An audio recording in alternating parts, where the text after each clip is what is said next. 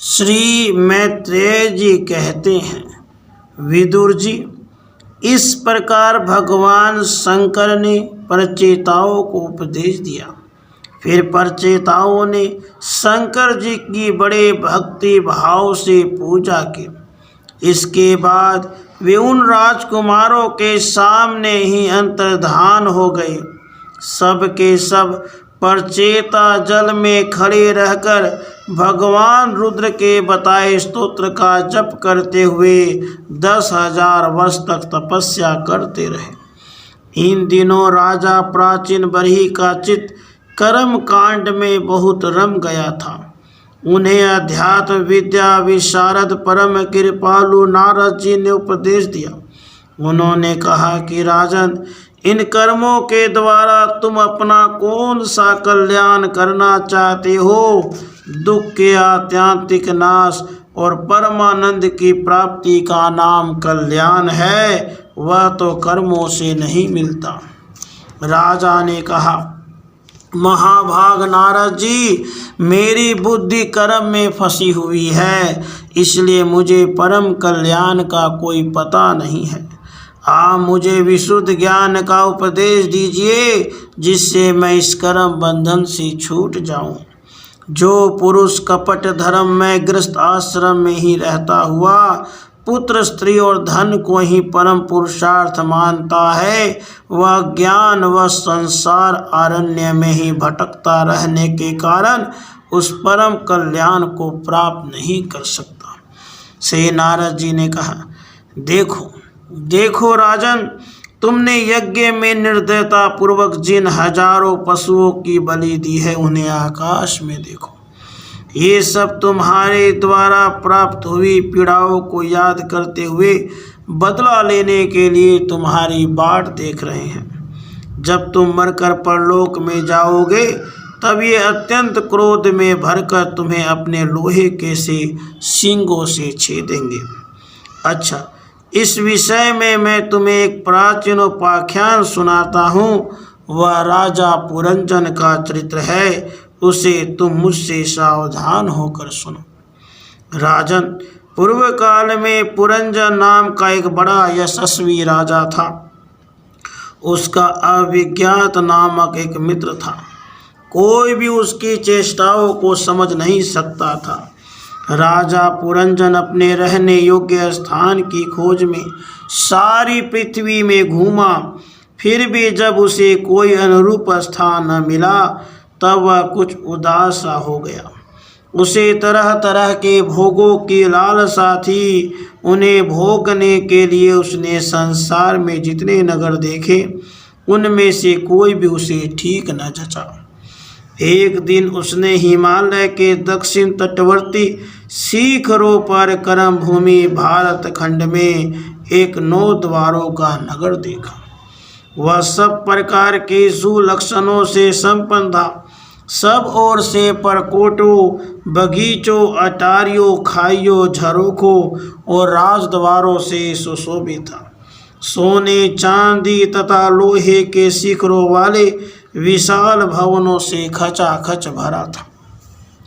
उसके महलों की फर्शें नीलम, स्फटिक, वैदुर्य, मोती, पन्ने और लालों की बनी हुई थी। अपनी कांति के कारण वह नागों की राजधानी भोगवतीपुरी के समान जान पड़ता था।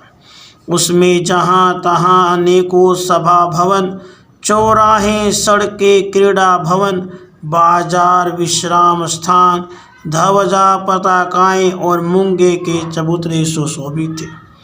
उस नगर के बाहर दिव्य वृक्ष और लताओं से पूर्ण एक सुंदर बाग था। उसके बीच में एक सरोवर सुशोभित था। उसके आसपास अनेकों पक्षी भांति भांति की बोली बोल रहे थे, भोरे गुंजार कर रहे थे।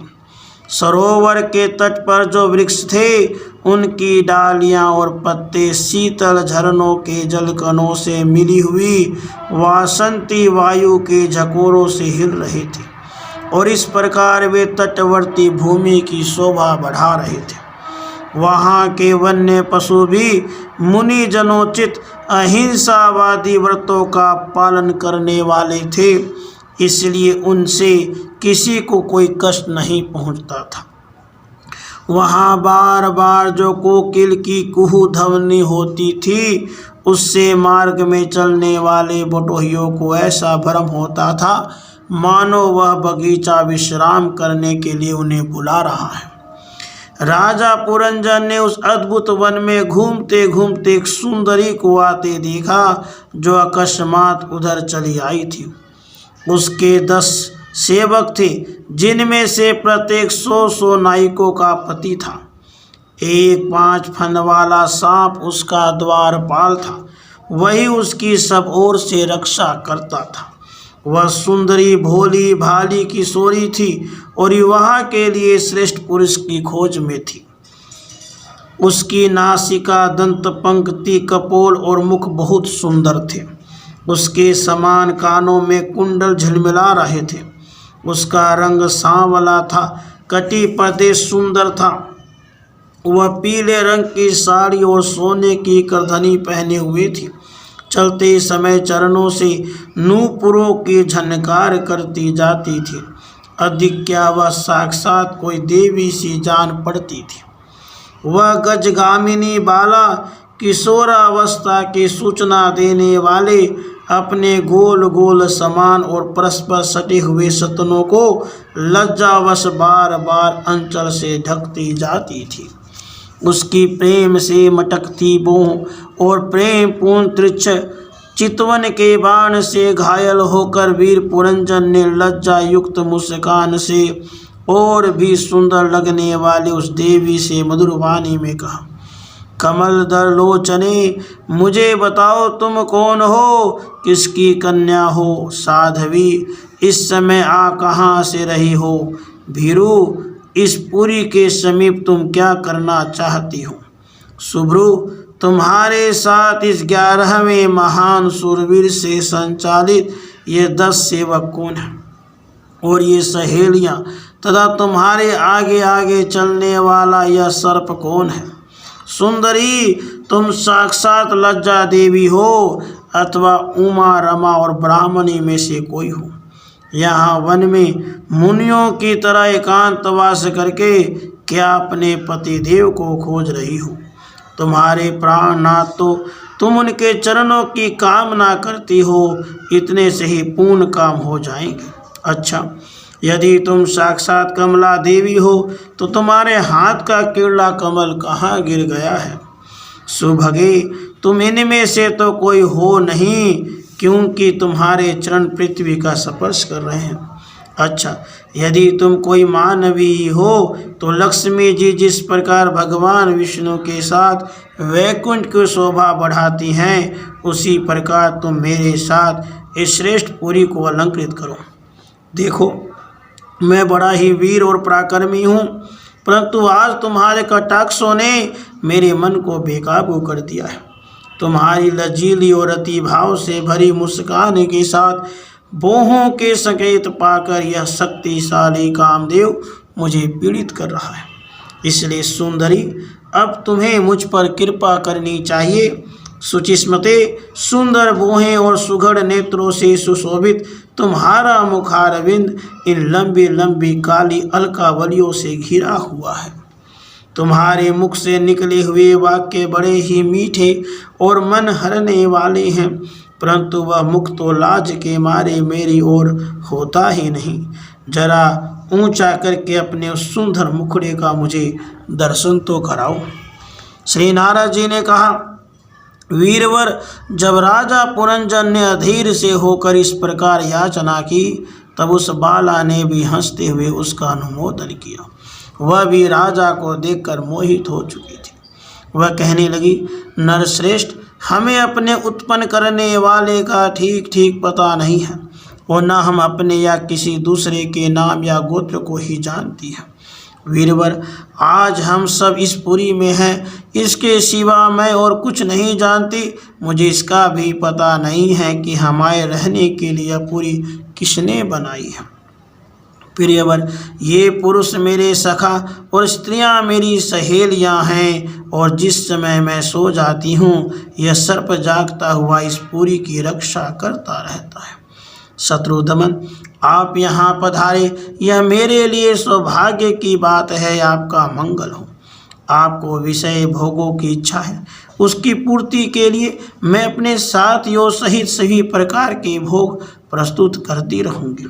प्रभु, इस 9 द्वारों वाली पुरी में मेरे प्रस्तुत किए हुए इच्छित भोगों को भोगते हुए आप सैकड़ों वर्षों तक निवास कीजिए। भला आपको छोड़कर मैं और किसके साथ रमण करूँगी? तुम दूसरे लोग तो न रति सुख को जानते हैं, न विहित भोगों को ही भोगते हैं, न परलोक का ही विचार करते हैं, और न कल क्या होगा इसका ही ध्यान करते हैं। इसलिए पशु तुल्य है। अहो, इस लोक में गृहस्थ आश्रम में ही धर्म, अर्थ, काम, संतान, सुख, मोक्ष, सुयश और स्वर्ग आदि दिव्य लोकों की प्राप्ति हो सकती है। संसार त्याग यति जंतु न इस सब की कल्पना भी नहीं कर सकते। महापुरुषों का कथन है कि इस लोक में पीतर, देव, ऋषि, मनुष्य तथा संपूर्ण प्राणियों के और भी अपने भी कल्याण का आश्रय एकमात्र गृहस्थ आश्रम है। वीर शिरोमणि, लोक में मेरी जैसी कौन स्त्री होगी जो स्वयं प्राप्त हुए आप जैसे सुप्रसिद्ध, उदारचित और सुंदर पति को वरण न करेगी। महाबाहु, इस पृथ्वी पर आपकी सांप जैसी गोलाकार सुकोमल भुजाओं में स्थान पाने के लिए किस कामनी का चित्त न ललचाएगा। आप तो अपनी मधुर मुस्कानमयी करुणापूर्ण दृष्टि से हम जैसी अनाथाओं के मानसिक संताप को शांत करने के लिए ही पृथ्वी पर विचर रहे हैं। श्री नारद जी कहते हैं, राजन, उन स्त्री पुरुषों ने इस प्रकार एक दूसरे की बात का समर्थन कर फिर 100 वर्षों तक उस पुरी में रहकर आनंद भोगा। गायक लोग सुमधुर स्वर में जहाँ तहाँ राजा पुरंजन की कीर्ति गाया करते थे। जब ग्रीष्म ऋतु आती तब वह अनेकों स्त्रियों के साथ सरोवर में घुसकर जड़ कीड़ा करता। उस नगर में जो 9 द्वार थे उनमें से 7 नगरी के ऊपर और 2 नीचे थे। उस नगर का जो कोई राजा होता उसके पृथक पृथक देशों में जाने के लिए द्वार बनाए गए थे। राजन, इनमें से 5 पूर्व, 1 दक्षिण, 1 उत्तर और 2 पश्चिम की ओर थी। उनके नामों का मैं वर्णन करता हूँ। पूर्व की ओर खद्योता और आविर्मुखी नाम के 2 द्वार एक ही जगह बनाए गए थे। उनमें होकर राजा पुरंजन अपने मित्र द्युमान के साथ भी ब्राजित नामक देश को जाया करता था।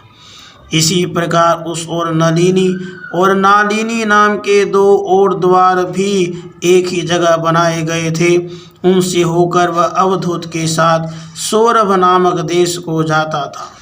पूर्व दिशा की ओर मुख्या नामक जो 5वां द्वार था उसमें होकर वह रसज्ञ और विपण के साथ क्रमशः बहुधन और आपण नाम के देशों को जाता था। पुरी के दक्षिण की ओर जो पितृहु नामक द्वार था उसमें होकर राजा पुरंजन श्रुतधर के साथ दक्षिण पांचाल देश को जाता था। उत्तर की ओर जो देवहु नामक द्वार था उससे श्रुतधर के साथ वह उत्तर पांचाल देश को जाता था। पश्चिम देश में आसुरी नाम का दरवाजा था, उसमें होकर वह दुर्मद के साथ ग्रामक देश को जाता था। निरति नामक जो दूसरा पश्चिम द्वार था उससे लुब्धक के साथ वह वैशस नामक देश को जाता था। इस नगर के निवासियों में निर्वाक और पेशकृत ये 2 नागरिक अंधे थे। राजा पुरंजन आँख वाले नागरिकों का अधिपति होने पर ही इन्हीं की सहायता से जहाँ तहाँ जाता और सब प्रकार के कार्य करता था। जब कभी अपने प्रधान सेवक विसूचिन के साथ अंतपुर में जाता तब उसे स्त्री और पुत्रों के कारण होने वाले मोह, प्रसन्नता एवं हर्ष आदि विकारों का अनुभव होता। उसका चित्त तरह तरह के कर्मों में फंसा हुआ था। काम परवश होने के कारण वह मूढ़रमणी के द्वारा ठगा गया था। उसकी रानी जो जो काम करती थी वही वह भी करने लगता था। वह जब मद्यपान करती तो वह भी मदिरा पीता और मद से उन्मत्त हो जाता था। जब वह भोजन करती तब वह आप भी भोजन करने लगता और जब कुछ चबाती तब आप भी वही वस्तु चबाने लगता था। इसी प्रकार कभी उसके गाने पर गाने लगता, रोने पर रोने लगता, हंसने पर हंसने लगता, बोलने पर बोलने लगता। वह दौड़ती तो आप भी दौड़ने लगता, खड़ी होती तो आप भी खड़ा हो जाता, सोती तो आप भी उसी के साथ सो जाता और बैठती तो आप भी बैठ जाता। कभी वह सुनने लगती तो आप भी सुनने लगता, देखती तो देखने लगता, सूंघती तो सूंघने लगता और किसी चीज़ को छूती तो आप भी छूने लगता। कभी उसकी प्रिया शोकाकुल होती तो आप भी अत्यंत दिन के समान व्याकुल हो जाता। जब वह प्रसन्न होती तो आप भी प्रसन्न हो जाता और उसके आनंदित होने पर आप भी आनंदित हो जाता। इस प्रकार राजा पुरंजन अपनी सुंदरी रानी के द्वारा ठगा गया। सारी प्रकृति वर्ग परिकर ही उसको धोखा देने लगा। वह मूर्ख विवश होकर इच्छा न होने पर भी खेल के लिए घर पर पाले हुए बंदर के समान अनुकरण करता रहा। श्री नारद जी कहते हैं, राजन, एक दिन राजा पुरंजन अपना विशाल धनुष, सोने का कवच और अक्षय तरकस धारण कर अपने 11वें सेनापति के साथ 5 घोड़ों के शीघ्रगामी रथ में बैठकर पंचप्रस्थ नाम के वन में गया। उस रथ में 2 ईसा दंड, 2 पहिए, 1 धुरी, 3 ध्वज दंड, 5 डोरियां, 1 लगाम, 1 सारथी, 1 बैठने का स्थान, 2 जुए, 5 आयुध और 7 आवरण थे। वह 5 प्रकार के चालों से चलता था। उसका साजबाज सब सुनहरा था। यद्यपि राजा के लिए अपनी प्रिया को क्षण पर भी छोड़ना कठिन था, किंतु उस दिन उसे शिकार का ऐसा शौक लगा कि उसकी भी परवाह न करके वह बड़े गर्व से धनुष बाण चढ़ाकर आखेट करने लगा। उस समय आसुरी वृत्ति बढ़ जाने से उसका चित्त बड़ा कठोर और दया शून्य हो गया था। इससे उसने अपने तीखी बाणों से बहुत से निर्दोष जंगली जानवरों का वध कर डाला। जिसकी मांस में अत्यंत आसक्ति हो वह राजा केवल शास्त्र प्रदर्शित कर्मों के लिए वन में जाकर आवश्यकता अनुसार अनिषिद्ध पशुओं का वध करे, व्यर्थ पशु हिंसा न करे। शास्त्र इस प्रकार उच्छृंखल प्रवृत्ति को नियंत्रित करता है। राजन, जो विद्वान इस प्रकार शास्त्र नियत कर्मों का आचरण करता है वह उस कर्म अनुष्ठान से प्राप्त हुए ज्ञान के कारणभूत कर्मों से लिप्त नहीं होता। नहीं तो मनमाना कर्म करने से मनुष्य भी मान के वशीभूत होकर कर्मों में बंध जाता है तथा गुण प्रवाह रूप संसार चक्र में पड़कर विवेक बुद्धि के नष्ट हो जाने से अधम योनियों में जन्म लेता है। पुरंजन के तरह तरह के पंखों वाले बाणों से छिन्न भिन्न होकर अनेकों जीव बड़े कष्ट के साथ प्राण त्यागने लगे। उसका वह निर्दयतापूर्ण जीव संहार देखकर सभी दयालु पुरुष बहुत दुखी हुए, वे इसे सह न सके। इस प्रकार वहाँ खरगोश, सुअर, भैंसे, नीलगाय, कृष्ण मृग, शाही तथा और भी बहुत से मैथ्य पशुओं का वध करते करते राजा पुरंजन बहुत थक गया। तब वह भूख प्यास से अत्यंत शिथिल हो वन से लौटकर राजमहल में आया। वहाँ उसने यथा योग्य रीति से स्नान और भोजन से निवृत्त हो कुछ विश्राम करके थकान दूर की। फिर गंध, चंदन और माला आदि से सुसज्जित हो सब अंगों में सुंदर सुंदर आभूषण पहने तब उसे अपने प्रिया की याद आई। वह भोजन आदि से तृप्त, हृदय में आनंदित, मद से उन्मत्त और काम से व्यतीत होकर अपनी सुंदरी भार्या को ढूंढने लगा, किंतु उसे वह कहीं भी दिखाई नहीं थी।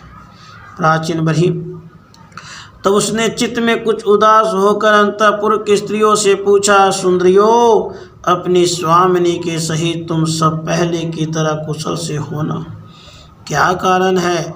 आज इस घर की संपत्ति पहले जैसी सुहावनी नहीं जान पड़ती।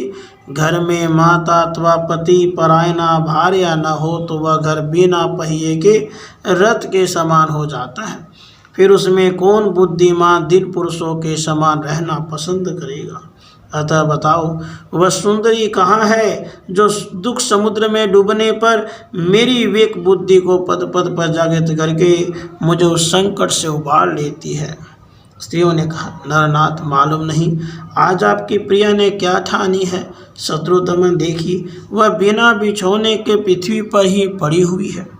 श्री नारद जी कहते हैं, राजन, उस स्त्री के संग से राजा पुरंजन का विवेक नष्ट हो चुका था, इसलिए अपने रानी को पृथ्वी पर अस्त व्यस्त अवस्था में पड़ी देखकर वह अत्यंत व्याकुल हो गया।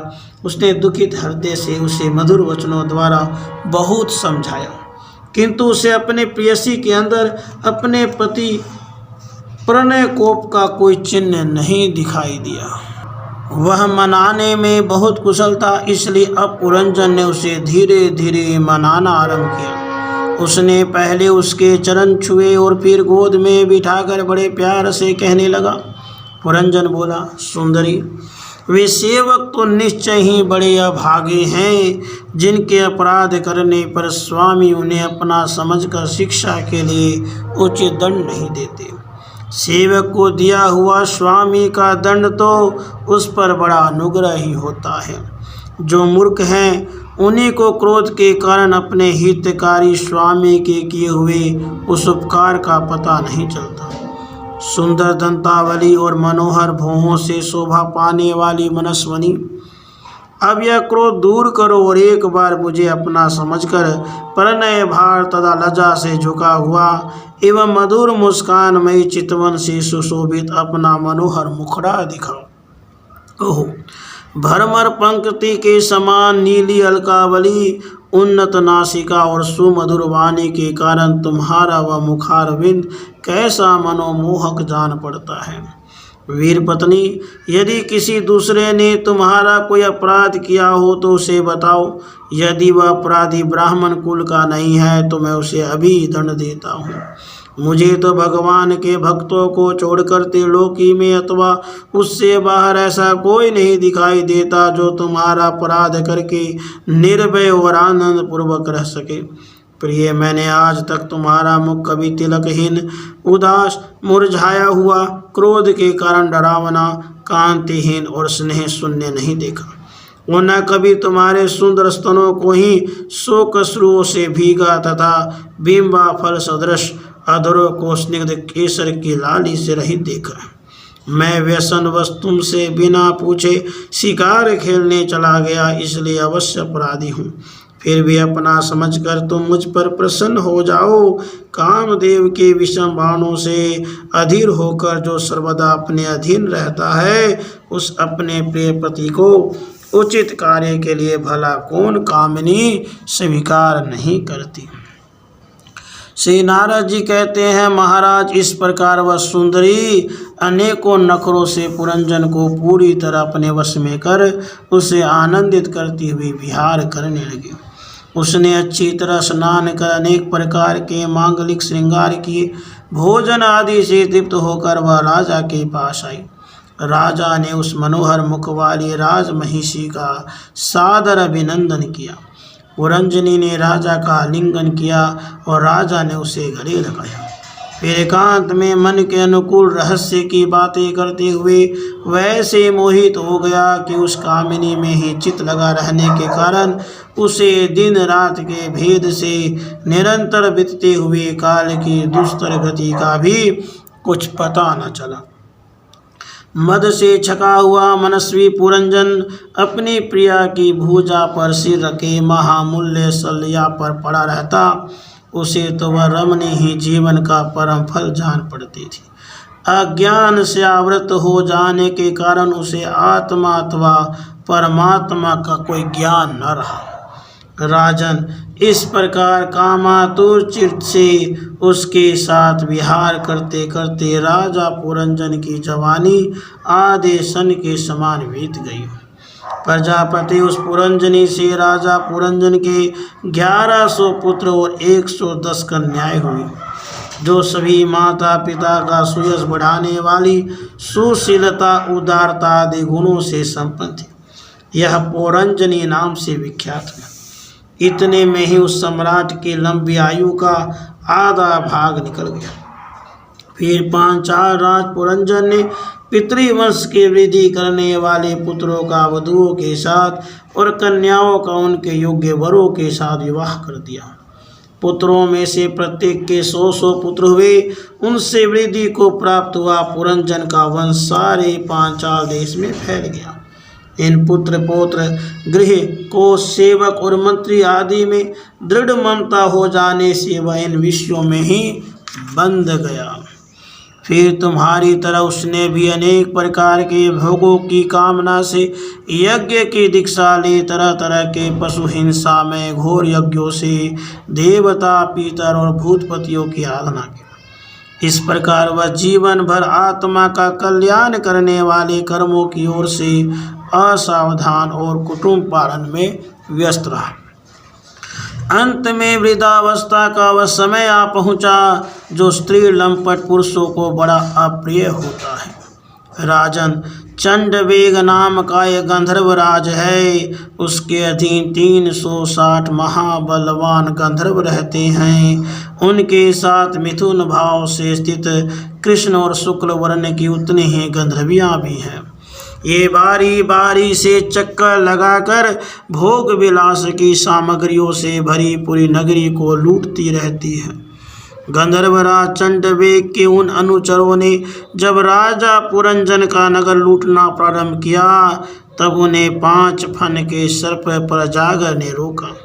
यह पुरंजनपुरी की चौकसी करने वाला महाबलवान सर्प 100 वर्ष तक अकेला ही उन 720 गंधर्व गंधर्वियों से युद्ध करता रहा।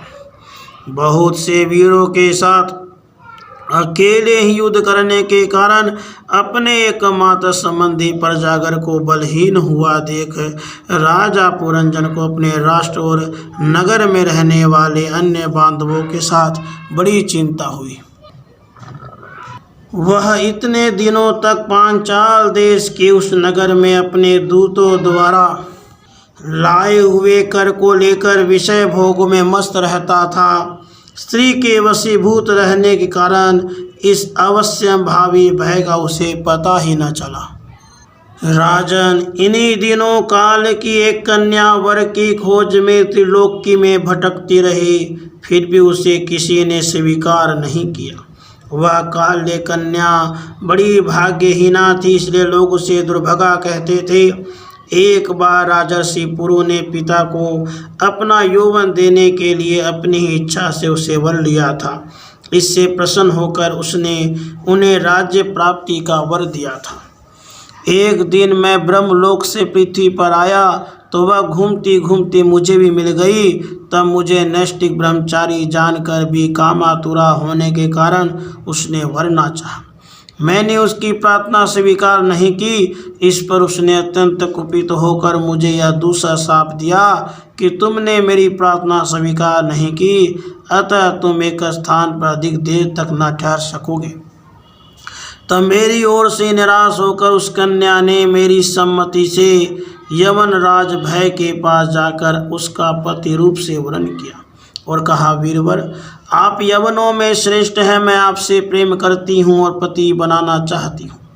आपके प्रति किया हुआ जीवों का संकल्प कभी विफल नहीं होता। जो मनुष्य लोक अथवा शास्त्र की दृष्टि से देने योग्य वस्तु का दान नहीं करता और जो शास्त्र दृष्टि से अधिकारी होकर भी ऐसा दान नहीं लेता, वे दोनों ही दुराग्रही और मूढ़ हैं। इसलिए सोचनीय है। भद्र, इस समय मैं आपकी सेवा में उपस्थित हुई हूँ, आप मुझे स्वीकार करके अनुग्रहित कीजिए। पुरुष का सबसे बड़ा धर्म दिनों पर दया करना ही है। काल कन्या की बात सुनकर यवन राज ने विधाता का एक गुप्त कार्य कराने की इच्छा से मुस्कुराते हुए उससे कहा, मैंने योग दृष्टि से देखकर तेरे लिए एक पति निश्चय किया है। तो सबका अनिष्ट करने वाली है, इसलिए किसी को भी अच्छी नहीं लगती और इसी से लोग तुझे स्वीकार नहीं करते। अतः इस कर्मजनित लोक को तू अलक्षित होकर बलात् भोग। तू मेरी सेना लेकर जा, इसकी सहायता से तू सारी प्रजा का नाश करने में समर्थ होगी, कोई भी तेरा सामना न कर सकेगा। यह प्रज्वाल नाम का मेरा भाई है और तू मेरी बहन बन जा। तुम दोनों के साथ मैं अव्यक्त गति से भयंकर सेना लेकर सारे लोकों में विचरूंगा। श्री नारद जी कहते हैं, राजन फिर भय नामक यवन राज्य के आज्ञाकारी सैनिक प्रज्वाल और कालकन्या के साथ इस पृथ्वी तल पर हर जगह विचरने लगे। एक बार उन्होंने बड़े वेग से बूढ़े सांप से सुरक्षित और संसार की सब प्रकार की सुख सामग्री से संपन्न पुरंजनपुरी को घेर लिया। तब जिसके चंगुल में फंसकर पुरुष शीघ्र ही निसार हो जाता है, वह कालकन्या बलात् उस पुरी की प्रजा को भोगने लगी। उस समय ये वन भी कालकन्या के द्वारा भोगी जाती हुई उस पुरी में चारों ओर से भिन्न भिन्न द्वारों से घुसकर उसका विध्वंस करने लगे। पुरी के इस प्रकार पीड़ित किए जाने पर उसके स्वामित्व का ईमान रखने वाले तथा ममताग्रस्त बहुकुटुंबी राजा पुरंजन को भी नाना प्रकार के क्लेश सताने लगे। कालकन्या के आलिंगन करने से उसकी सारी स्त्री नष्ट हो गई। अत्यंत विषयासक्त होने के कारण वह बहुत दिन हो गया, उसकी विवेक शक्ति नष्ट हो गई। गंधर्व और यवनों ने बलात् उसका सारा ऐश्वर्य लूट लिया। उसने देखा कि सारा नगर नष्ट भ्रष्ट हो गया। पुत्र पौत्र भृत्य और अमात्य वर्ग प्रतिकूल होकर अनादर करने लगे हैं।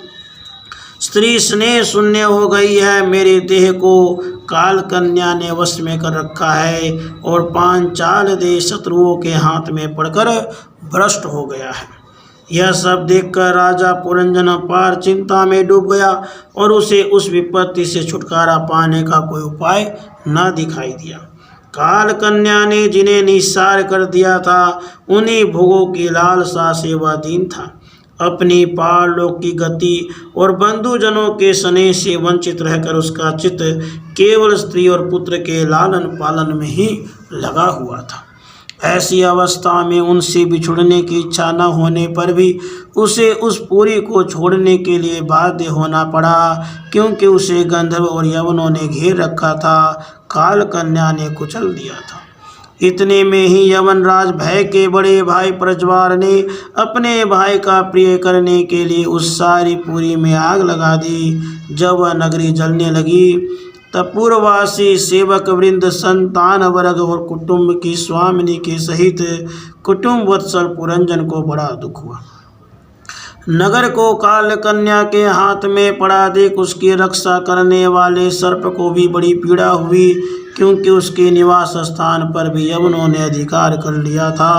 प्रज्वाल उस पर भी आक्रमण कर रहा था। जब उस नगर की रक्षा करने में वह सर्वथा असमर्थ हो गया, तब जिस प्रकार जलते हुए वृक्ष के कोटर में रहने वाला सर्प उससे निकल जाना चाहता है, उसी प्रकार उसने भी महान कष्ट से कांपते हुए वहां से भागने की इच्छा की। उसके अंग प्रत्यंग ढीले पड़ गए थे। गंधर्वों ने उसकी सारी शक्ति नष्ट कर दी थी। अतः जब यवन शत्रुओं ने उसे जाते देखकर रोक दिया तो वह दुखी होकर रोने लगा। गृह आसक्त पुरंजन देह के आदि में मैं मेरेपन का भाव रखने से अत्यंत बुद्धिहीन हो गया था। स्त्री के प्रेम पास में फंसकर वह बहुत दीन हो गया था। अब जब उनसे बिछुड़ने का समय उपस्थित हुआ, तब अपने पुत्री, पुत्र, पौत्र, पुत्रवधू, दामाद, नौकर, घर, खजाना, अन्य अन्य जिन पदार्थों में उसकी ममता भर शेष थी, उनका भोग तो कभी छूट गया था, उन सब के लिए इस प्रकार चिंता करने लगा। हाय, मेरी भार्या तो बहुत घर गृहस्थी वाली है।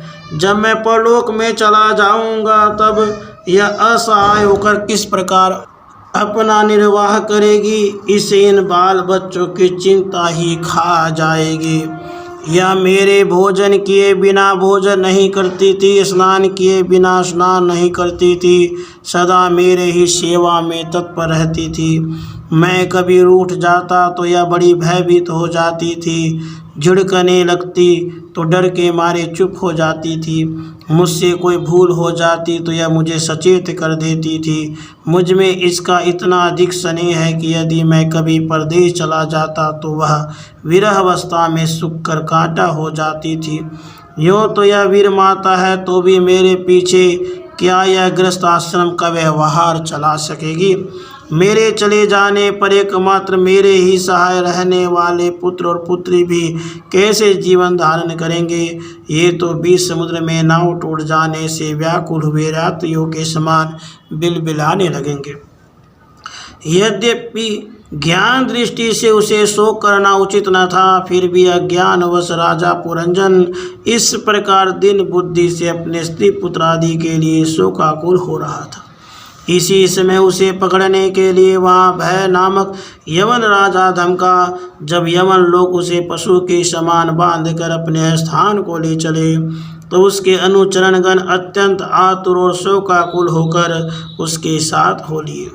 यवनों द्वारा रोका हुआ सर्प भी उस पुरी को छोड़कर इन सब के साथ ही चल दिया।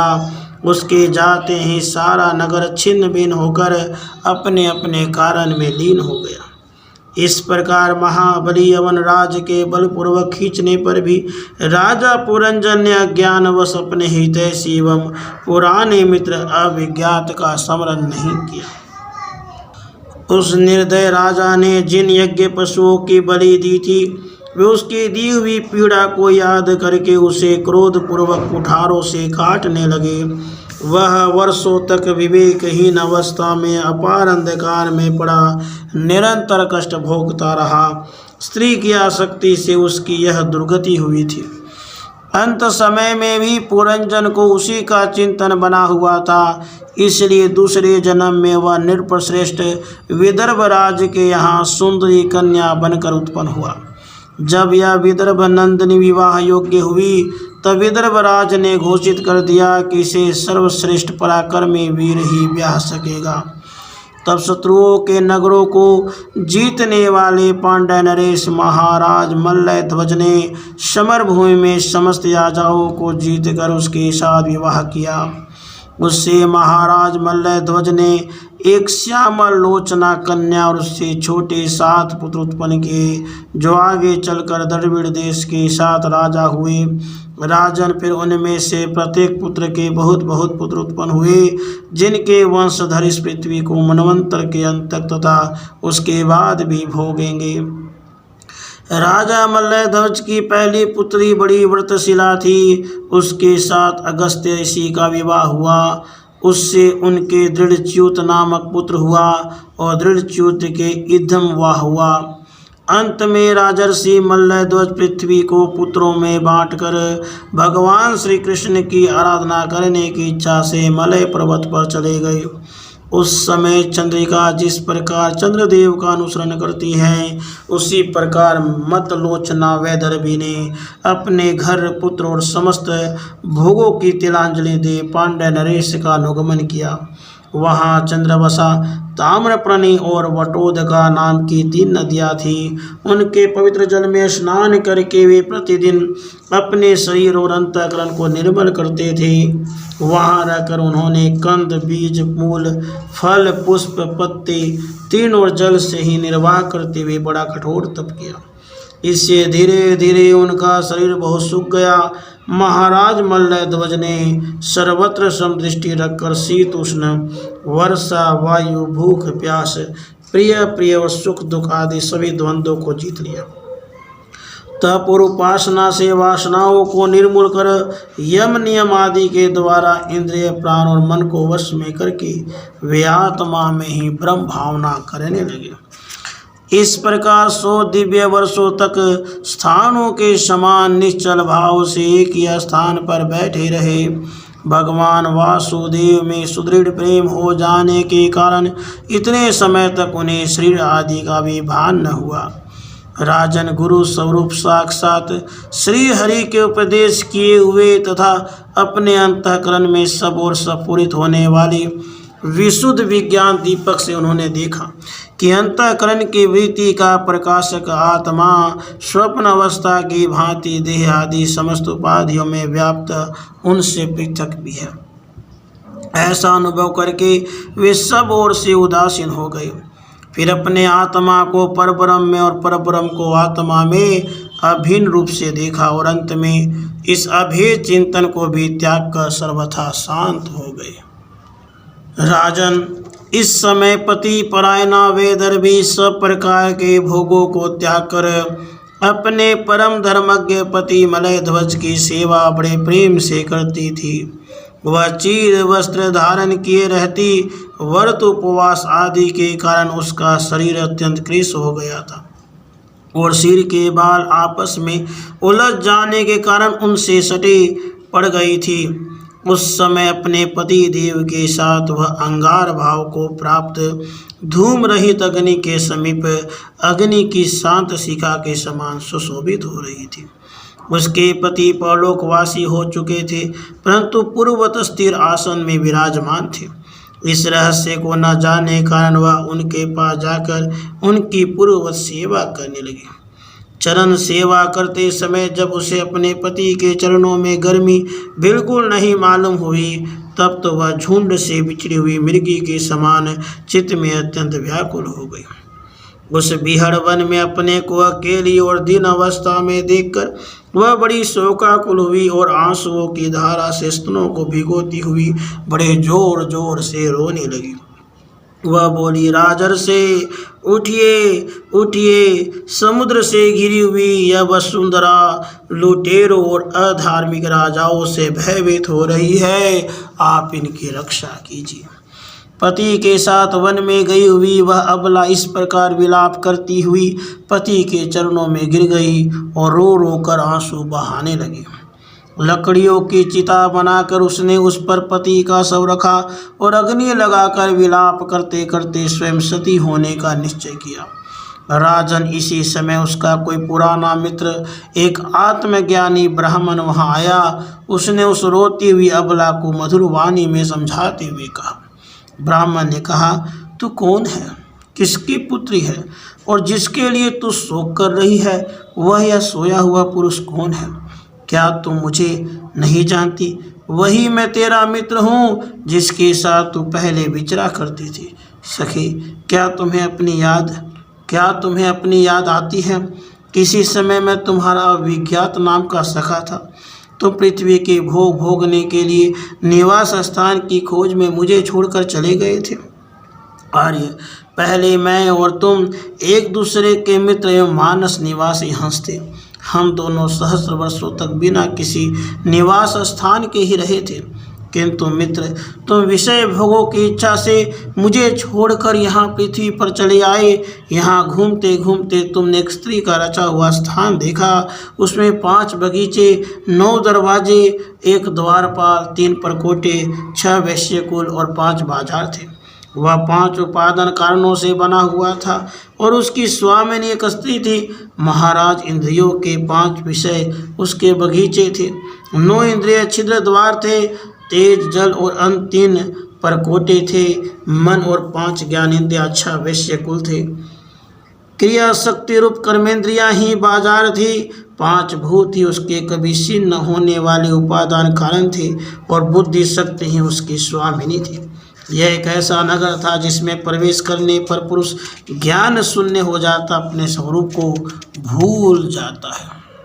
भाई, उस नगर में उसकी स्वामिनी के फंदे में पड़कर उसके साथ विहार करते करते तुम भी अपने स्वरूप को भूल गए और उसी के संग से तुम्हारी यह दुर्दशा हुई है। देखो, तुम न तो विदर्भ राज्य की पुत्री हो और न यह वीर मल्लय ध्वज तुम्हारा पति ही, जिसने तुम्हें 9 द्वारों के नगर में बंद किया था, उस पुरंजनी के पति भी तुम नहीं हो। तुम पहले जन्म में अपने को पुरुष समझते थे और अब सती स्त्री मानते हो। यह सब मेरी ही फैलाई हुई माया है। वास्तव में तुम न पुरुष हो न स्त्री, हम दोनों तो हंस हैं। तुम्हारा जो वास्तविक स्वरूप है उसका अनुभव करो। मित्र, जो मैं ईश्वर हूँ वही तुम जो हो। तुम मुझसे भिन्न नहीं हो और तुम विचार पूर्वक देखो, मैं भी वही हूँ जो तुम हो। ज्ञानी पुरुष हम दोनों में कभी थोड़ा सा भी अंतर नहीं देखते। जैसे एक पुरुष अपने शरीर की परछाई को शीशे में और किसी व्यक्ति के नेत्र में भिन्न भिन्न रूप से देखता है, वैसे ही एक आत्मा विद्या और अविद्या की उपाधि के भेद से अपने को ईश्वर और जीव के रूप में दो प्रकार से देख रहा है। इस प्रकार जब हंस ईश्वर ने उसे सावधान किया, तब मान सरोवर का हंस अर्थात जीव अपने स्वरूप में स्थित हो गया और उसे अपने मित्र के बिछोह से भूला हुआ आत्मज्ञान फिर प्राप्त हो गया। प्राचीन बरही, मैंने तुम्हें परोक्ष रूप से यह आत्मज्ञान का दिग्दर्शन कराया है, क्योंकि जगत कर्ता जगदीश्वर को परोक्ष वर्णन ही अधिक प्रिय है। राजा प्राचीन बरही ने कहा, भगवान मेरी समझ में आपके वचनों का अभिप्राय पूरा नहीं आ रहा है। विवेकी पुरुष ही इसका तात्पर्य समझ सकते हैं, हम कर्म विमोहित जीव नहीं। श्री नारद जी ने कहा, राजन, पुरंजन नगर का निर्माता जीव है, जो अपने लिए 1, 2, 3, 4 अथवा बहुत पैरों वाला या बिना पैरों का शरीर रूप तैयार कर लेता है। उस जीव का सखा जो अभिज्ञात नाम से कहा गया है, वह ईश्वर है, क्योंकि किसी प्रकार के नाम, गुण अथवा कर्मों से जीवों को उसका पता नहीं चलता। जीव ने जब सुख दुख रूप सभी प्राकृत विषयों को भोगने की इच्छा की, तब उसने दूसरे शरीर की अपेक्षा 9 द्वार, 2 हाथ और 2 पैरों वाला मानव देह ही पसंद किया। बुद्धि अथवा विद्या को ही तुम पुरंजनी नाम की स्त्री जानो। इसी के कारण देह और इंद्रिय आदि में मैं मेरे पान का भाव उत्पन्न होता है और पुरुष उसी का आश्रय लेकर शरीर में इंद्रियों द्वारा विषयों को भोगता है। 10 इंद्रियां ही उसके मित्र हैं, जिनसे कि सब प्रकार के ज्ञान और कर्म होते हैं।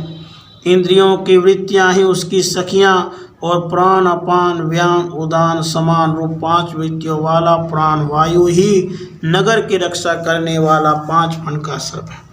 दोनों प्रकार के इंद्रियों के नायक मन को ही 11वां महाबली योद्धा जानना चाहिए। शब्द आदि 5 विषय ही 5 आदेश है, जिसके बीच में वह 9 द्वारों वाला नगर बसा हुआ है। उस नगर में जो एक स्थान पर 2 द्वार बताए गए थे, वे 2 नेत्र गोलक, 2 नासा छिद्र और 2 कर्ण छिद्र हैं।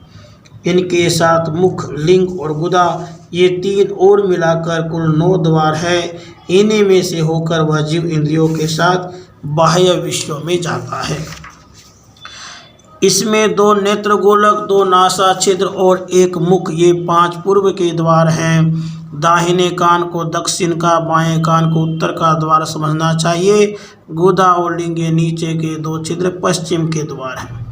खद्योता और आविर्मुखी नाम के जो द्वार एक स्थान पे बतलाए थे, वे नेत्र गोलक हैं। रूप अविभाजित नाम का देश है, जिनका इन द्वारों से जीव चक्षु इंद्रियों की सहायता से अनुभव करता है। चक्षु इंद्रियों को ही पहले द्युमान नाम का सखा कहा गया है। दोनों नासा छिद्र ही नलिनी और नालिनी नाम के द्वार हैं और नासिका का विषय गंध ही सौरभ देश है। घ्राणेन्द्रिय अवधूत नाम का मित्र है। मुख मुख्य नाम का द्वार है, उसमें रहने वाला वाग इंद्रिय विपण है और रसनेन्द्रिय रसज्ञ नाम का मित्र है। वाणी का व्यापार आपन है और तरह तरह के अन्न बहुधन है। दाहिना कान पितरहु और बायां कान देवहु कहा गया है। कर्म कांड रूप प्रवृत्ति मार्ग का शास्त्र और उपासना कांड रूप निवृत्ति मार्ग का शास्त्र ही दक्षिण और उत्तर पांचाल देश है। इन्हें श्रवण इंद्रिय रूप श्रुतधर की सहायता से सुनकर जीव क्रमशः पितृयान और देवयान मार्गों में जाता है। लिंग ही आसुरी नाम का पश्चिमी द्वार है। स्त्री प्रसंग नामक नाम का देश है और लिंग में रहने वाला उपस्थ इंद्रिय दुर्मद नाम का मित्र है। गुदा निरति नाम का पश्चिमी द्वार है। नरक वैशस नाम का देश है और गुदा में स्थित पायु इंद्रिय लुब्धक नाम का मित्र है। इसके सिवा 2 पुरुष अंधे बताए गए हैं, उनका रहस्य भी सुनो, वे हाथ और पाँव हैं। इन्हीं की सहायता से जीव क्रम से सब काम करता है और जहाँ तहाँ आता जाता है। हृदय अंतःपुर है, उसमें रहने वाला मन ही विसूची नाम का प्रधान सेवक है। जीव उस मन के सत्वादी गुणों के कारण ही प्रसन्नता, हर्ष रूपी विकार अथवा मोह को प्राप्त होता है। बुद्धि राजमहिषी पुरंजनी जिस जिस प्रकार स्वप्न अवस्था में विकार को प्राप्त होती है और जागृत अवस्था में इंद्रिया आदि को विकृत करती है, उसके गुणों से लिप्त होकर आत्मा अर्थात जीव भी उसी रूप में उसकी वृत्तियों का अनुकरण करने को बाध्य होता है। यद्यपि वस्तुतः वह उनका निर्विकार साक्षी मात्र ही है। शरीर ही रथ है, उसमें ज्ञान इंद्रिय रूप 5 घोड़े जुटे हुए हैं। देखने में संवत्सर रूप काल के समान ही उसका अप्रतिहत वेग है, वास्तव में वह गतिहीन है। पुण्य और पाप ये 2 प्रकार के कर्म ही उसके पहिया हैं। 3 गुण ध्वज हैं, 5 प्राण डोरियां हैं। मन बागडोर है, बुद्धि सारथी है, हृदय बैठने का स्थान है, सुख दुख आदि द्वंद्व जुए हैं। इंद्रियों के 5 विषय उसमें रखे हुए आयुध है। त्वचा आदि 7 धातुएं उसके आवरण है। 5 कर्मेंद्रियां उसकी 5 प्रकार की गति है। इस रथ पर चढ़कर रथी रूप यह जीव मृग तृष्णा के समान मिथ्या विषयों की ओर दौड़ता है। 11 इंद्रियां उसकी सेना है।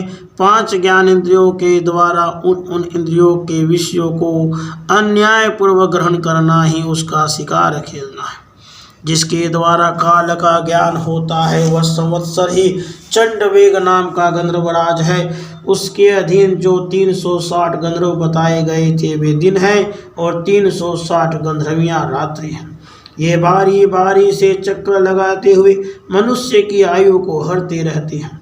वृद्धावस्था ही साक्षात काल कन्या है, उसे कोई भी पुरुष पसंद नहीं करता। तब मृत्यु रूप यमन राज ने लोक का संहार करने के लिए उसे बहन मानकर स्वीकार कर लिया। आदि अर्थात मानसिक क्लेश, व्याधि अर्थात रोग आदि शारीरिक कष्ट ही उस यमन राज के पैदल चलने वाले सैनिक हैं तथा प्राणियों को पीड़ा पहुंचाकर शीघ्र ही मृत्यु के मुख में ले जाने वाला शीत और उष्ण 2 प्रकार का ज्वर ही प्रज्वार नाम का उसका भाई है। इस प्रकार यह देहिमानी जीव अज्ञान से आच्छादित होकर अनेक प्रकार के आदि भौतिक, आध्यात्मिक और आदि देवी कष्ट भोगता हुआ 100 वर्ष तक मनुष्य शरीर में पड़ा रहता है। वस्तुतः तो वह निर्गुण है, किंतु प्राण, इंद्रिय और मन के धर्म को अपने में आरोपित कर मैं मेरेपन के मान से बंध कर शूद्र विषयों का चिंतन करता हुआ तरह तरह के कर्म करता रहता है। यह यद्यपि स्वयं प्रकाश है, तथापि जब तक जबकि परम गुरु आत्म स्वरूप श्री भगवान के स्वरूप को नहीं जानता तब तक प्रकृति के गुणों में ही बंधा रहता है। उन गुणों का ईमानी होने से वह विवश होकर सात्विक, राजस और तामस कर्म करता है और उन कर्मों के अनुसार भिन्न भिन्न योनियों में जन्म लेता है। वह कभी तो सात्विक कर्मों के द्वारा प्रकाश बहुल स्वर्ग आदि लोक प्राप्त करता है, कभी राजसी कर्मों के द्वारा दुखमय रजोगुणी लोकों में जाता है जहाँ उसे तरह तरह के कर्मों का क्लेश उठाना पड़ता है। कभी कभी तमोगुणी कर्मों के द्वारा शोक बहुल तमोमयी योनियों में जन्म लेता है। इस प्रकार अपने कर्म और गुणों के अनुसार देव योनि, मनुष्य योनि अथवा पशु पक्षी योनि में जन्म लेकर वह अज्ञान आनंद जीव कभी पुरुष, कभी स्त्री और कभी नपुंसक होता है। जिस प्रकार बेचारा भूख से व्याकुल कुत्ता दर दर भटकता हुआ अपने प्रारब्ध अनुसार कहीं डंडा खाता है और कहीं भात खाता है, उसी प्रकार यह जीव चित्त में नाना प्रकार की वासनाओं को लेकर ऊंचे नीचे मार्ग से ऊपर नीचे अथवा मध्य के लोकों में भटकता हुआ अपने कर्मानुसार सुख दुख भोगता रहता है। आदि देविक, आदि भौतिक और आध्यात्मिक इन 3 प्रकार के दुखों में से किसी भी प्रकार के एक से जीव का सर्वथा छुटकारा नहीं हो सकता। यदि कभी वैसा जान पड़ता है तो वह केवल तात्कालिक निवृत्ति ही है। वह ऐसी ही है जैसे कोई सिर पर भारी बोझा ढोकर ले जाने वाला पुरुष उसे कंधे पर रख ले। इसी तरह सभी प्रतिक्रिया दुख निवृत्ति जाननी चाहिए। यदि किसी उपाय से मनुष्य एक प्रकार के दुख से छुट्टी पाता है तो दूसरा दुख आकर उसके सिर पर सवार हो जाता है।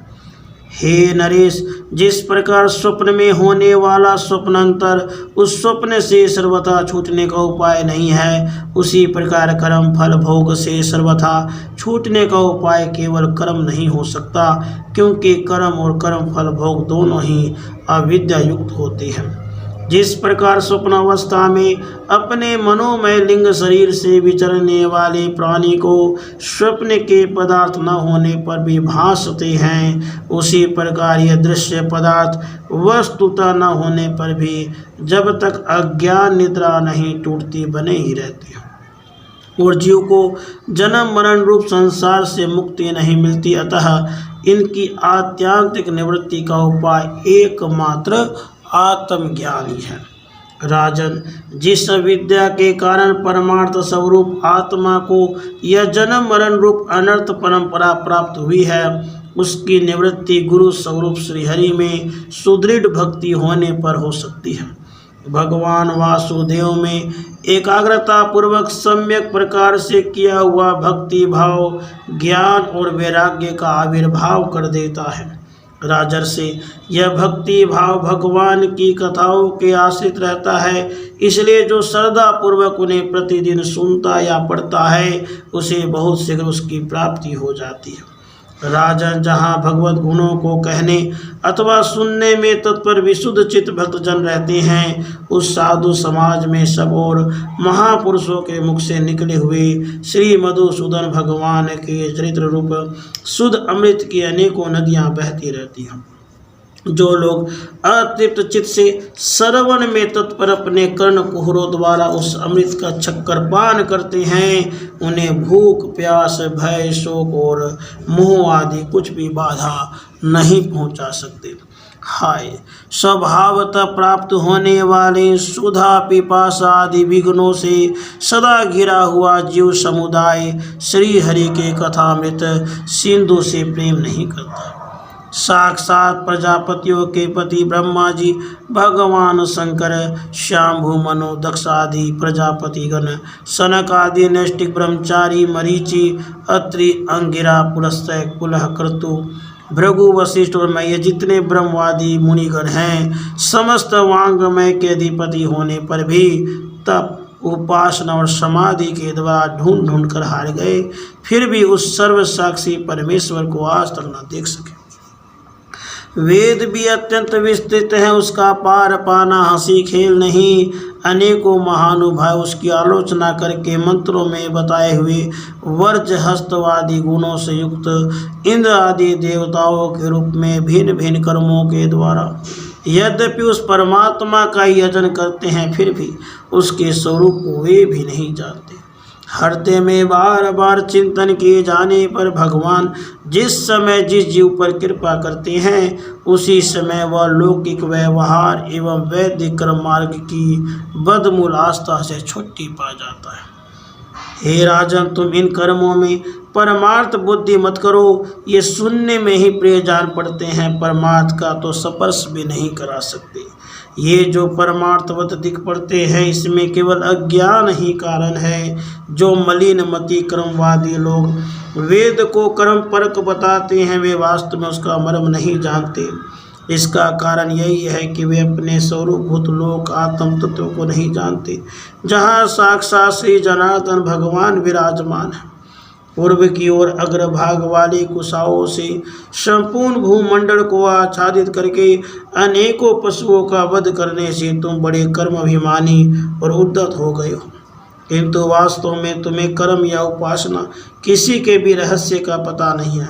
वास्तव में कर्म तो वही है जिससे श्रीहरि को प्रसन्न किया जा सके, और विद्या भी वही है जिससे भगवान में चित्त लग सके। श्रीहरि संपूर्ण देहधारियों के आत्मा नियामक और स्वतंत्र कारण हैं, अतः उनके चरण तल ही मनुष्यों के एकमात्र आश्रय हैं, और उन्हीं से संसार में सबका कल्याण हो सकता है। जिससे किसी को अनुमात्र भी भय नहीं होता, वही उसका प्रियतम आत्मा है। ऐसा जो पुरुष जानता है वही ज्ञानी है, और जो ज्ञानी है वही गुरु एवं साक्षात श्री हरि है। श्री नारद जी कहते हैं, पुरुष श्रेष्ठ, यहाँ तक जो कुछ कहा गया उससे तुम्हारे प्रश्न का उत्तर हो गया। अब मैं एक भली भांति निश्चित किया हुआ गुप्त साधन बताता हूँ, ध्यान देकर सुनो। पुष्प वाटिका में अपनी हरिणी के साथ विहार करता हुआ एक हरिण मस्त घूम रहा है। वह दूब आदि छोटे छोटे अंकुरों को चर रहा है। उसके कान भौरों के मधुर गुंजार में लग रहे हैं।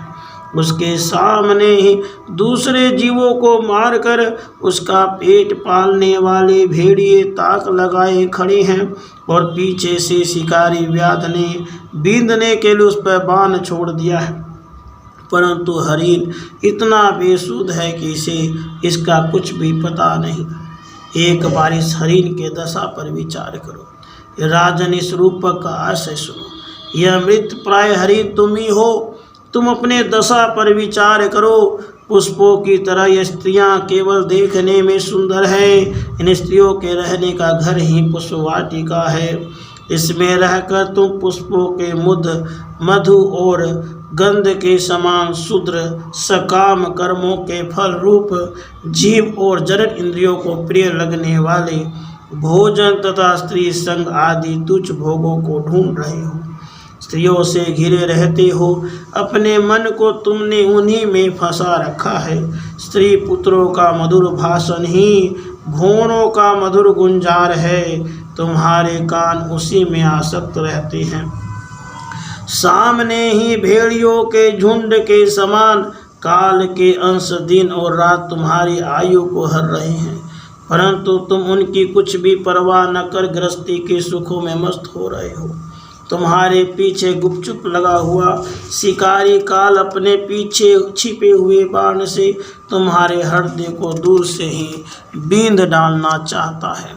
इस प्रकार अपने को मृग की स्थिति में देखकर तुम अपने चित्त को हृदय के भीतर निरुद्ध करो और नदी की भांति प्रवाहित होने वाली श्रवण इंद्रियों की बाह्य वृत्ति को चित्त में स्थित करो।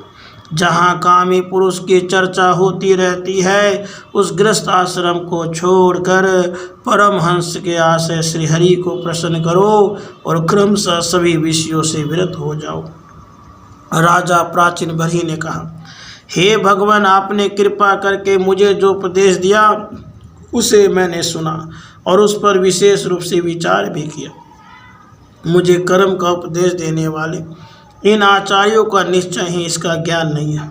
यदि ये इस विषय को जानते तो मुझे उसका उपदेश क्यों न करते। विप्रवर, मेरे उपाधियों ने आत्म तत्व के विषय में मेरे हृदय में जो महान संशय खड़ा कर दिया था उसे आपने पूरी तरह से काट दिया। इस विषय में इंद्रियों की गति न होने के कारण मंत्र दृष्टा ऋषियों को भी मोह हो जाता है। वेदवादियों कथन जगह जगह सुना जाता है कि पुरुष इस लोक में जिसके द्वारा कर्म करता है उस स्थूल शरीर को यहीं छोड़कर परलोक में कर्मों से ही बने हुए दूसरे देह से उनका फल भोगता है। किंतु यह बात कैसे हो सकती है, क्योंकि उन कर्मों का कर्ता स्थूल शरीर तो यहीं नष्ट हो जाता है। इसके सिवा जो जो कर्म यहाँ किए जाते हैं वे तो दूसरे ही क्षण में दृश्य हो जाते हैं। वे परलोक में फल देने के लिए किस प्रकार पुनः प्रकट हो जाते हैं। श्री नारद जी ने कहा, राजन, स्थूल शरीर तो लिंग शरीर के अधीन है, अतः कर्मों का उत्तरदायित्व उसी पर है। जिस पर मन प्रधान लिंग शरीर की सहायता से मनुष्य कर्म करता है वह तो मरने के बाद भी उसके साथ रहता ही है, अतः वह परलोक में अपरोक्ष रूप से स्वयं उसी के द्वारा उनका फल भोगता है। स्वप्न अवस्था में मनुष्य इस जीवित शरीर का ही मान तो छोड़ देता है, परंतु इसी के समान अथवा इससे भिन्न प्रकार के पशु पक्षी आदि शरीर से वह मन में संस्कार से स्थित कर्मों का फल भोगता रहता है। इस मन के द्वारा जीव जिन स्त्री पुत्र आदि को ये मेरे हैं और देह आदि को यह मैं हूँ ऐसा कहकर मानता है, उनके किए हुए पाप पुण्य आदि रूप कर्मों को भी यह अपने ऊपर ले लेता है और उनके कारण इसे व्यर्थ ही फिर जन्म लेना पड़ता है। जिस प्रकार ज्ञान इंद्रियां और कर्म इंद्रियां दोनों की चेष्टाओं से उनके प्रेरक चित्त का अनुमान किया जाता है, उसी प्रकार चित्त के भिन्न भिन्न प्रकार के वृत्तियों से पूर्व जन्म के कर्मों का भी अनुमान होता है। अतः कर्म अदृष्ट रूप से फल देने के लिए कालांतर में मौजूद रहते हैं। कभी कभी देखा जाता है कि जिस वस्तु का इस शरीर से कभी अनुभव नहीं किया, जिसे न कभी देखा न सुना ही, उसका स्वप्न में वह जैसी होती है वैसा ही अनुभव हो जाता है। राजन, तुम निश्चय मानो कि लिंग देह के अभिमानी जीव को उसका अनुभव पूर्व जन्म में हो चुका है, क्योंकि जो वस्तु पहले अनुभव की हुई नहीं होती उसकी मन में वासना भी नहीं हो सकती। राजन, तुम्हारा कल्याण हो। मन ही मनुष्य के पूर्व रूपों को तथा भावी शरीर आदि को भी बता देता है, और जिसका भावी जन्म होने वाला नहीं होता उस तत्ववेताओं की विदेह मुक्ति का पता भी उसके मन से ही लग जाता है। कभी कभी स्वप्न में देश काल अथवा क्रिया संबंधी ऐसी बातें भी देखी जाती है जो पहले कभी देखी या सुनी नहीं गई, जैसे पर्वत की चोटी पर समुद्र, दिन में तारे अथवा अपना सिर कटा दिखाई देना इत्यादि। इनके देखने में निद्रा दोष को ही कारण मानना चाहिए। मन के सामने इंद्रियों से अनुभव होने वाले पदार्थ ही भोग रूप में बार बार आते हैं और भोग समाप्त होने पर चले जाते हैं। ऐसा कोई पदार्थ नहीं आता जिसका इंद्रियों से अनुभव ही ना हो सके। इसका कारण यही है कि सब जीव मन सहित है। साधारणतया तो सब पदार्थों का क्रमशः ही भान होता है, किंतु यदि किसी समय भगवत चिंतन में लगा हुआ मन विशुद्ध सत्व में स्थित हो जाए तो उसमें भगवान का संसर्ग होने से एक साथ समस्त विश्व का भी भान हो सकता है। जैसे राहु दृष्टि का विषय न होने पर भी प्रकाश आत्मक चंद्रमा के संसर्ग से दिखने लगता है। राजन, जब तक गुणों का परिणाम एवं बुद्धि, मन, इंद्रिय और शब्द आदि विषयों का संघात यह अनादि लिंग देह बना रहा है, तब तक जीव के अंदर स्थूल देह के प्रति मैं मेरा इस भाव का भाव नहीं हो सकता। सुषुप्ति, मूर्छा, अत्यंत दुख तथा मृत्यु और तीव्र ज्वर आदि के समय भी इंद्रियों की व्याकुलता के कारण मैं और मेरेपन की स्पष्ट प्रतीति नहीं होती, किंतु उस समय भी उनका अभिमान तो बना ही रहता है। जिस प्रकार अमावस्या की रात्रि में चंद्रमा रहते हुए भी दिखाई नहीं देता, उसी प्रकार युवा अवस्था में स्पष्ट प्रतीत होने वाला यह एकादश इंद्रिय विशिष्ट लिंग शरीर गर्भावस्था और बाल्यकाल में रहते हुए भी इंद्रियों का पूर्ण विकास न रहने के कारण प्रतीत नहीं होता। जिस प्रकार स्वप्न में किसी वस्तु का अस्तित्व न होने पर भी जागे बिना स्वप्न जनित अनर्थ की निवृत्ति नहीं होती, उसी प्रकार सांसारिक वस्तु यद्यपि असत है तो भी अविद्यावश जीव उनका चिंतन करता रहता है, इसलिए उसका जन्म मरण रूप संसार से छुटकारा नहीं हो पाता। इस प्रकार पंच तन्मात्राओं से बना हुआ तथा 16 तत्वों के रूप में विकसित यह त्रिगुण में संघात ही लिंग शरीर है। यही चेतन शक्ति से युक्त होकर जीव कहा जाता है। इसी के द्वारा पुरुष भिन्न भिन्न देहों को ग्रहण करता और त्यागता है। इसी से उसे हर शोक, भय, दुख और सुख आदि का अनुभव होता है। जिस प्रकार चोंक जब तक दूसरे तृण को नहीं पकड़ लेती तब तक पहले वाले को नहीं छोड़ती, उसी प्रकार जीव मरण काल उपस्थित होने पर भी जब तक देह आरंभ कर्मों की समाप्ति होने पर दूसरा शरीर प्राप्त नहीं कर लेता तब तक पहले शरीर के अभिमान को नहीं छोड़ता। राजन, यह मना प्रधान लिंग शरीर ही जीव के जन्मादि का कारण है। जीव जब इंद्र जनित भोगों का चिंतन करते हुए बार बार उन्हीं के लिए कर्म करता है, तब उन कर्मों के होते रहने से अविद्यावश व देह आदि के कर्मों में बंध जाता है। इसलिए उस कर्म बंधन से छुटकारा पाने के लिए संपूर्ण विश्व को भगवत रूप देखते हुए सब प्रकार श्री हरि का भजन करो। उन्हीं से इस विश्व की उत्पत्ति और स्थिति होती है, उन्हीं में लय होता है। श्री मैत्रेय जी कहते हैं, विदुर जी, भक्त श्रेष्ठ श्री नारद जी ने राजा प्राचीन बरही को जीव और ईश्वर के स्वरूप का दिग्दर्शन कराया, फिर भी उनसे विदा लेकर सिद्धलोक को चले गए। तब राजर्षि प्राचीन बलि भी प्रजापालन का भार अपने पुत्रों को सौंप कर तपस्या करने के लिए कपिल आश्रम को चले गए। वहाँ उन वीरवर ने समस्त विषयों की आसक्ति छोड़ एकाग्र मन से भक्ति पूर्वक श्री हरि के चरण कमलों का चिंतन करते हुए सारूप्य पद प्राप्त किया। निष्पाप विदुर जी, देवर्षि नारद के परोक्ष रूप से कहे हुए इस आत्म ज्ञान को जो पुरुष सुनेगा या सुनाएगा वह शीघ्र ही लिंग देह के बंधन से छूट जाएगा। देवर्षि नारद के मुख से निकला हुआ यह आत्म ज्ञान भगवान मुकुंद के यश से संबंध होने के कारण त्रिलोकी को पवित्र करने वाला, अंतःकरण का शोधक तथा परमात्म पद को प्रकाशित करने वाला है। जो पुरुष इसकी कथा सुनेगा वह समस्त बंधनों से मुक्त हो जाएगा और फिर उसे इस संसार चक्र में नहीं भटकना पड़ेगा। विदुर जी, गृहस्थ आश्रमी पुरंजन के रूपक से परोक्ष रूप में कहा हुआ यह अद्भुत आत्म ज्ञान मैंने गुरु जी की कृपा से प्राप्त किया था। इसका तात्पर्य समझ लेने से बुद्धि युक्त जीव का देह अभिमान निवृत्त हो जाता है तथा उसका परलोक में जीव किस प्रकार कर्मों का फल भोगता है यह संशय भी मिट जाता है। राधे कृष्ण राधे।